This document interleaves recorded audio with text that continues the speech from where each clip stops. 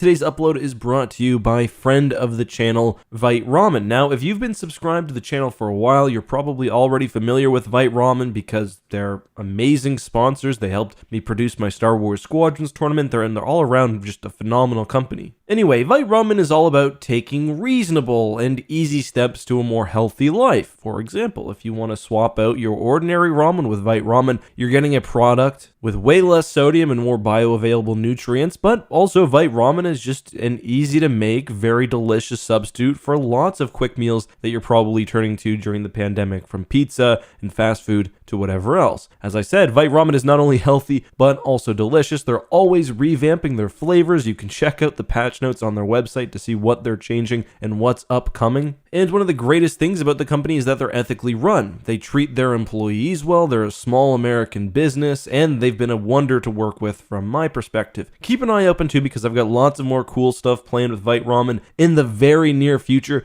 But in the meantime, check out the link down below and use the code EckhartsLadder for 15% off your noodle purchase. And if you don't believe me on how good Vite Ramen is, just read the comments after I upload this video. People are always sharing how much they like the product. Anyway, hey guys, this is Justin. Hello and welcome to another Bad Batch review episode. I've got to get through this one kind of quickly because I had a super busy day. We went to the lake today. It was 40 degrees Celsius, which is disgustingly hot, so we made the best of it. Needless to say, I'm recording this a little bit late and I really want to get this out for you guys to watch as soon as I can. As you guys hear, I also do have my daughter with me, and this is the final Bad Batch review of the season, which is very, very sad because I absolutely adored this show. I loved it. It was great looking forward to episodes every week, and I'm super bummed that it's gone, but also excited because I know we are getting a season 2, and I thought that this was a great final episode to cap off the season. I have seen a few people somewhat negative online, like expecting more, but I don't really know what else we could have gotten out of this. So I'm going to talk all about that, and I'm going to talk specifically about the end of the episode, though I will cover that in more detail later on this week. With that being said, full spoiler alert for the season finale of The Bad Batch. And I also do want to mention this was probably my favorite first season of any Star Wars animated show, so great job. Oh, and also, by the way, I meant to mention this earlier, I will be doing a live discussion of The Bad Batch tonight at 8 o'clock Eastern Time.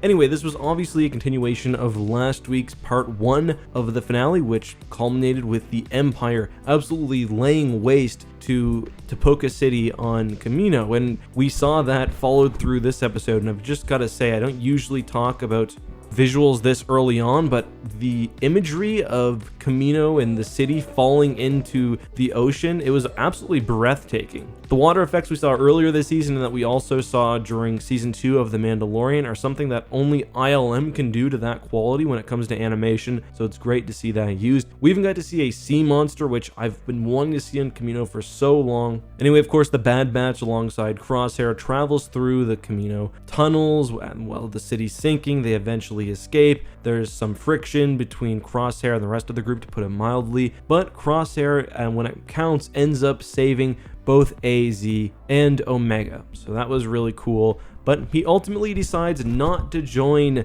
the group, but at the very end we can clearly see on his face that he's conflicted, and season 1 of The Bad Batch has been full, in my opinion, of conflicted Crosshair faces, and this was one of the best. Again, sorry for the sounds. My daughter obviously was not a huge fan of the episode. But the big thing that I want to focus the early part of the video on is that ending. There's a scene of Kaminoan scientist Nala Se being transported to some secret Imperial facility. And when I saw this, the very first thing in my mind was Mount Tantiss, Palpatine's famous cloning facility from the Thrawn trilogy. Now, I don't think this will be Mount Tantiss, but it is interesting that the Empire has sort of nationalized the cloning service. They've brought it into human hands, they've moved it off-world, and are now taking the best Kaminoan scientists and talent and information they can. But we know the Empire didn't use clone troopers, and they certainly didn't grow a huge army of clone troopers of their own. So what are they working on? Well, interestingly enough, the Imperial at the end has maybe not the exact same, but clearly a very, very similar uniform to the one worn by Pershing in The Mandalorian. Like, so similar that any differences could be related to differences in gender of the wearer and also the switch from live action to animation. So Nala Se is clearly being brought in to help with this greater conspiracy that we're sort of unraveling in The Mandalorian, which has something to do with Grogu. It has something to do with that cloning facility that we've seen in the show. There's still a lot of speculation. Now, my theory on this is sort of complicated. I do think that this probably has something to do with Palpatine's greater plans to clone himself and survive death. And it's interesting that Nala Se in particular has been chosen because we do see in her lab that she's been working on a lot of, let's just say, not normal cloning projects. We've also seen on that Kamino outpost that we visited earlier in the season that it's not just humans cloned. Other projects were attempted, other things seemed like they may not have worked, and that's also been one consistent thing about the cloning. It doesn't fully work. We see more failed specimens than realized ones, especially when it comes to force sensitivity, whether that's Snoke, whether that's Palpatine in his form in episode 9. So this is clearly something that the Empire never really got right, even when it came to Sidious himself. So yeah, given the fact that the clone army has been disbanded and the Empire doesn't come out with their own clone army and that they've got reasons for recruiting from local populations and systems, I think this definitely has to do with more esoteric stuff, more Palpatine trying to survive indefinitely.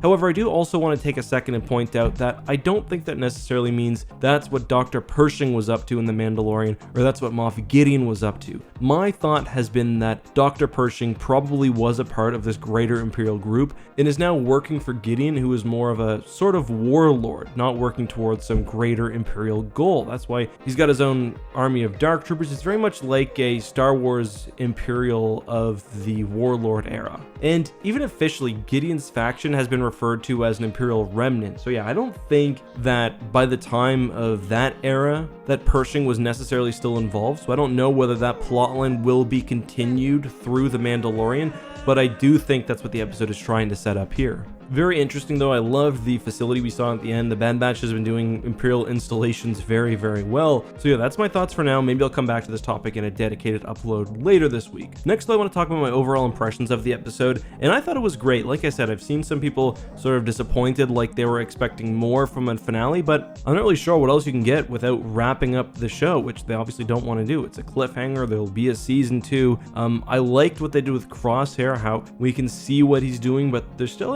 ambiguity, I think, about how he will ultimately turn out. We can see he's being pulled in various different directions, and I think the fact that Tech kind of writes him off as saying, listen, this is just the way he is, he's never going to change, probably doesn't help things a whole lot, but maybe he'll prove him wrong eventually. I like that we've got a fairly clean slate for the Bad Batch moving forward into season 2. Like, I assume they're going to rendezvous with Rex because that was sort of mentioned last episode. I wouldn't be surprised if maybe they got kind of roped into the new building rebellion, but I also wouldn't be surprised if the next season started off with a few slower sort of fetch quest episodes to kind of reestablish the characters and move on with the story. All in all though, I thought this was a great finale, one of the most, if not the most beautiful episodes of the show. Very, very happy with it overall, and I'm curious to hear what you guys think. Were you guys impressed with season 1 and the season 1 finale of The Bad Batch? Were you kind of medium, a 5 out of 10, or were you disappointed? I look forward to reading everything you guys write me down below. Until next time though, guys, as always, be safe. Just a reminder, I will be doing that stream tonight in a few hours, and may the Force be with you.